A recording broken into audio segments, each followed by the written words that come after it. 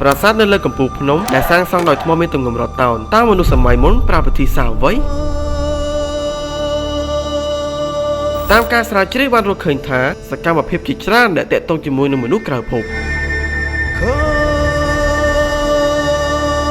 នេះគឺជាបន្ទាយសាសៃឃ្យូមែនស្ថិតនៅក្នុងប្រទេសប៉េរូដែលត្រូវបានកសាងឡើងដោយអាណាចក្រអ៊ីនខាក្នុងសតវត្សទី15អ្វីដែលធ្វើឲ្យពិភពលោកស្រឡាំងកាំងគឺថ្មយក្សនីមួយៗត្រូវបានកាត់តម្រៀបគ្នាជិតបេះបិទសូម្បីតែក្រដាសមួយសន្លឹកក៏សុកមិនចូលតើគេធ្វើវាឡើងដើម្បីការពារសត្រូវឬជាកន្លែងប្រកបពិធីសាសនាអាថ៌កំបាំងតាមការសិក្សារបស់អ្នកប្រវត្តិសាស្ត្រគេជឿថាវាត្រូវបានសាងសង់ឡើងសម្រាប់គោលបំណងពីរទី1បន្ទាយការពារសិទ្ធិសត្រូវដោយសារវាមានទីតាំងនៅលើកំពូលភ្នំខ្ពស់និងមានជញ្ជាំងថ្មយក្សធំៗធ្វើឲ្យសត្រូវពិបាកវាយលុកទី2កន្លែងប្រកបពិធីសាសនាទីនេះក៏ជាកន្លែងសម្រាប់បន់ស្រន់ពីព្រះអាទិត្យដែលជាជំនឿដ៏ធំបំផុតរបស់ជនជាតិអ៊ីនខាហេតុអ្វីបានជាស្នាដៃទាំងនេះគេសង្ស័យថាជាស្នាដៃរបស់អេលៀនគឺដោយសារតែទម្ងន់ថ្មដ៏មហិមាថ្មខ្លះគឺធ្ងន់ទៅដល់120ទៅ200តោនទ្រឹស្ដីអេលៀនលើកឡើងថាពួកភពក្រៅបានប្រើប្រាស់បច្ចេកវិទ្យាប្រឆាំងនឹងទំនាយផែនដីដើម្បីបង្ហោះថ្មទាំងនោះឡើងទៅលើភ្នំអ្នកខ្លះជឿថាមនុស្សសម័យនោះគ្មានឧបករណ៍ទំនើបសម្រាប់កាត់ថ្មរលោងនិងត្រូវគ្នាឥតខ្ចោះបែបនេះទេបើគ្មានជំនួយពីបច្ចេកវិទ្យាអេលៀន